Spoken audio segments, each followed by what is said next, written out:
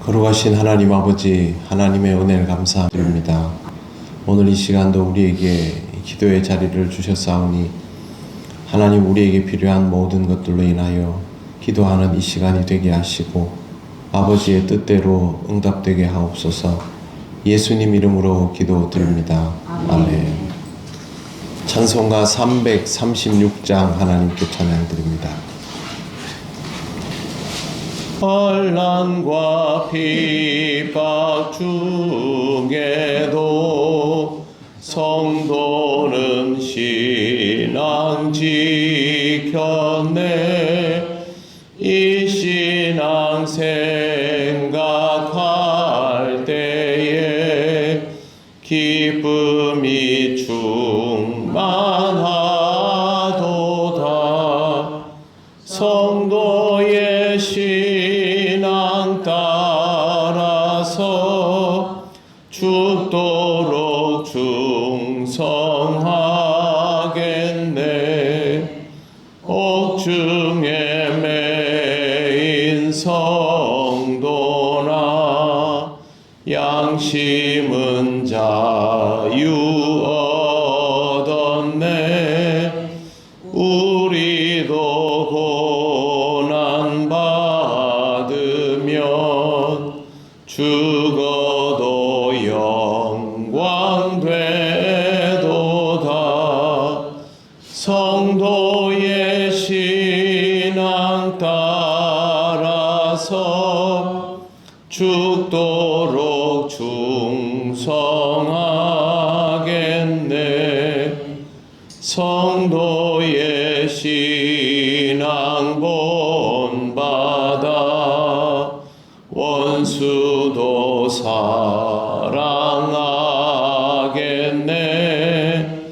인자한 언어 행실로 이 신앙 전파하리라.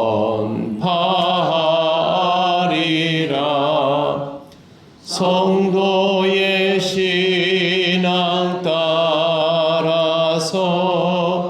죽도록 충성하겠네. 아멘. 하나님 말씀 사도행전 24장 25절에서 27절입니다. 합독하겠습니다. 바울이 의와 절제와 장차 오는 심판을 강론하니 벨릭스가 두려워하여 대답하되 지금은 가라. 내가 틈이 있으면 너를 부르리라 하고 동시에 또 바울에게서 돈을 받을까 바라는 고로 더 자주 불러 같이 이야기하더라. 이태가 지난 후 보르기오 베스도가 벨릭스의 소임을 이어받으니 벨릭스가 유대인의 마음을 얻고자 하여 바울을 구류하여 두니라. 아멘. 총독 벨릭스의 영향력 아래에서 사실상 감금 상태에 있던 바울이 그의 아내 드루실라로 인해서 주의 복음을 전할 수 있는 기회를 얻었습니다. 그런데 25절에 보면 바울이 강론을 했다고 되어 있는데 의와 절제와 장차 오는 심판에 대해서 강론했다라고 되어 있습니다. 보통 주의 도를 믿고 전한다 하면 그냥 복음을 전했다라고 하거나 그리스도의 도를 전했다고 할 텐데 여기에는 아주 구체적으로 의와 절제, 심판 이렇게 되어 있습니다. 도대체 이게 뭘 의미할까를 궁금해 할 수밖에 없습니다. 의는 하나님의 뜻을 말합니다. 하나님께서 옳다 해놓으신 것들을 말합니다. 절제는 그 하나님의 뜻에 맞추는 것을 말합니다. 그리고 심판은 그렇게 하나님의 뜻에 맞추게 되었을 때에 하나님이 나중에 판단해 주신다라는 것이죠. 지금 이 얘기를 듣고 있는 사람이 벨릭스와 드루실라 아닙니까? 그러면 벨릭스를 향해서 하나님의 의가 무엇인지, 이 세상에서 무엇이 하나님께 합당한 올바름인지를 바울이 이야기했다는 것이고, 절제를 말하는 것은 그걸 똑바로 순종하며 맞추어 내어야 한다라는 말을 한 것입니다. 이게 왜 중요하냐 하면 이 총독 벨릭스가 굉장히 욕심이 많고 포악한 인물입니다. 좀 시간이 지나고 나면 오늘 27절에도 나오지만 과격한 통치로 인해서 로마로 소환이 됩니다.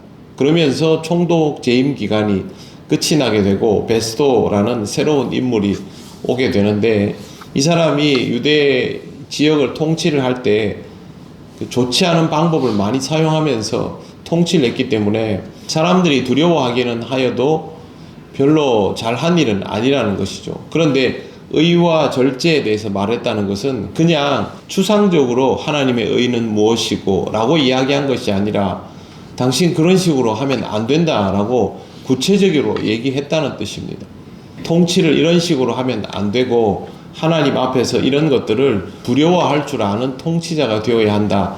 그렇지 않으면 장차 이루어질 심판에 대해서 그렇게 심판받을 수 있다라는 말도 했다는 것이죠. 그게 분명한 것이 25절 말씀 중간에 보시면요, 강론을 벨릭스가 두려워합니다. 그리고 대답하되 지금은 가라, 내가 틈이 있으면 너를 부르리라 하고. 듣기 불편한 것이죠.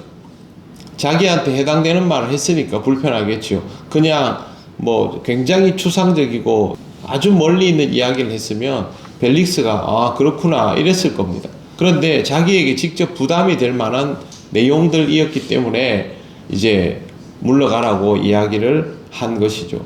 그런데 26절을 보십시오. 같이 한번 읽어보겠습니다. 동시에 또 바울에게서 돈을 받을까 바라는 거로 더 자주 불러 같이 이야기하더라. 아멘. 무슨 뜻입니까? 바울을 가둬놓고 계속 시간을 두고 있으면 바울이 답답해하면 돈을 낼 것이다 라고 생각한 것이죠. 학자들이 이 본문을 보고 왜 이렇게 생각을 했을까? 바울이 예루살렘에 돈을 들고 오지 않았습니까? 구제금을 많이 들고 왔을 거란 말이죠.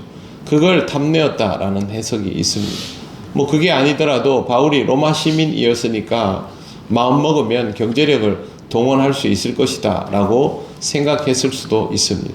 벨릭스는 주의 도를 들으면 겁이 나고 이런 사람을 구금시켜 놓으면 뇌물을 받을 수 있을 거라는 생각을 하고 이 두 개의 감정이 같이 있는 것이죠. 그렇게 해서 바울을 멀리 하면서도 또 바울을 찾고 있는 상태에 있는 것입니다. 유대 지역 그리고 유대 북부에 있는 그 시리아 지역을 한꺼번에 다 통치한다는 것은 로마 안에서도 굉장히 영향력이 큰 인물이라는 뜻입니다. 그런데 이 지역을 통치하는 지도자의 심성이 딱 이 정도 수준입니다. 이 당시에 감옥에 구금되어 있는 사람들을 뇌물을 받고 풀어주면 자기 직무에서 바로 파면이 되도록 되어 있습니다. 여기에 관계되는 법이 아주 엄했습니다. 그럼에도 불구하고 벨릭스가 이런 마음을 가지고 공공연히 바울을 계속 찾아왔던 것이죠. 겉으로는 아마 뭘 강론을 좀 더 듣자 이런 명목으로 해서 찾아오면 바울이 좀 힘들어하면 이제 한번 회유를 해가지고 돈을 받고 풀어줄 그런 심산이었던 것입니다. 한 영역의 지도자가 이런 마음을 가지고 있으면 이 사람에게 신앙적인 것이 있다라고 말하기 어렵습니다. 교회에서도 신앙적인 것 이외에 관심을 가진 사람을 볼 때가 가끔 있습니다. 영업직 종사자가 영업을 위해서 사람들이 많이 모여있는 공동체인 교회를 활용하려고 하는 것을 본 적이 있고, 정치인들 중에서도 교인들의 숫자를 유권자의 숫자로 해석하는 것을 본 적이 있습니다. 또 교회를 친목과 교제, 사회생활의 장으로 생각하는 사람들도 있습니다. 도덕적으로 선량한 사람들이 많이 모여 있으니까 내가 여기서 인간관계를 가져도 별로 위험하거나 손해날 것이 없다라는 판단을 하고 교회 생활을 하는 것이죠. 틀린 판단 아닙니다. 그러나 교회는 그렇게 모여 있는 곳이 아닙니다. 모두 다 벨릭스와 같은 마음을 가진 것이죠. 아무리 주의 말씀을 듣고 바울같이 이렇게 훌륭한 선생님을 통하여 주님의 도를 가르침받을 기회를 얻었다 할지라도 자신의 마음에 목마름이 없고 이렇게 두 마음을 품고 있으면 말씀은 귀에 들어가지 않습니다. 결국 그 사람에게는 아무 일도 일어나지 않는다라는 것이죠. 27절을 보시면 이태가 지난 후 보르기오 베스도가 벨릭스의 소임을 이어받으니 벨릭스가 유대인의 마음을 얻고자 하여 바울을 구류하여 두니라 라고 되어 있습니다. 바울은 무려 2년간 감옥에 갇힌 상태로 지냈던 것입니다. 죄인도 아닌 사람에게 자유를 적당히 주어가면서 그러나 감옥에 가두어 둔 것은 돈을 받기 위한 목적 외에는 또 한 가지가 있습니다. 유대인들에게 환심을 얻기 위해서. 유대인들을 이렇게 바울을 붙들어 놓고 있으면 유대인들이 여기에 대한 해소를 하고 싶어 하지 않습니까? 그러면 유대인들에게서도 뭐가 올 수 있는 것이고 자기가 칼자루를 잡고 있는 그런 상황이 될 수도 있는 것이죠. 그래서 지금 이 상태로 지냈던 것인데 그런 좋은 기회, 복음을 받을 수 있는 좋은 기회를 날려버린 총독의 모습을 보면 어리석기 짝이 없습니다. 주님의 말씀과 가까이 있다라는 것은 우리의 인생에 둘도 없는 기회입니다. 지금 이 시대를 살아가는 우리에게 제일 중요한 게 뭘까요? 주의 말씀을 듣고 그 말씀으로 자신을 비추어 보며 의와 절제의 과정을 통해서 하나님의 심판을 준비하는 것, 그거보다 더 중요한 게 우리 인생에는 없습니다. 그러므로 사랑하는 성도 여러분, 오늘 하루의 삶 속에 분주함이 있을지라도 여러분이 해야 될 중요한 일들이 많을지라도 항상 주의 말씀을 듣고 그 말씀 속에서 하나님의 의를 발견하며 자신을 거기에 맞추어가는 절제의 삶을 통하여 도래할 하나님 나라를 준비하는 그런 삶을 살아가시기를 바랍니다. 무엇이 중요한 것을 아는 사람이 지혜롭게 대처할 수 있음을 잘 기억하시기를 바랍니다. 기도드리겠습니다. 하나님 은혜를 감사합니다. 하나님께서 우리에게 주신 이 말씀을 통하여 우리 자신을 돌아보게 하시니 감사를 드립니다. 오늘도 하나님의 은혜 가운데 하루를 살기 원합니다. 성령께서 우리를 인도하여 주시고 주의 말씀을 의식하며 주님 앞에 절제된 삶을 살게 하여 주옵소서. 율법이 아닌 복음으로 살아갈 수 있음에 감사를 드립니다. 오늘 하루 우리의 삶에 영적인 자유가 있게 하여 주옵소서. 지난 밤에 하나님 우리나라를 염려하게 할 만한 소식들이 들려왔습니다. 하나님 이 나라를 불쌍히 여겨주시고 이 나라의 위정자들을 지혜롭게 하시고 오늘의 여러 가지 일들이 우리나라가 더욱 건강하게 되는 타산지석이 될 수 있도록 인도하여 주셔서 우리 국민 모두가 함께 하나님께서 인도하시는 바른 길을 의식하게 하옵소서. 특별히 주를 믿는 우리가 기도로 이 하루를 시작하며 이 나라와 이 민족을 위하여 위정자들을 위하여 기도하게 하옵소서. 오늘의 모든 것을 주님께 맡겨오며 예수님 이름으로 기도드립니다. 아멘. 하늘에 계신 우리 아버지, 아버지의 이름을 거룩하게 하시며 아버지의 나라가 오게 하시며 아버지의 뜻이 하늘에서와 같이 땅에서도 이루어지게 하소서. 오늘 우리에게 일용할 양식을 주시고 우리가 우리에게 잘못한 사람을 용서하여 준 것 같이 우리 죄를 용서하여 주시고 우리를 시험에 빠지지 않게 하시고 악에서 구하소서. 나라와 권능과 영광이 영원히 아버지의 것입니다. 아멘.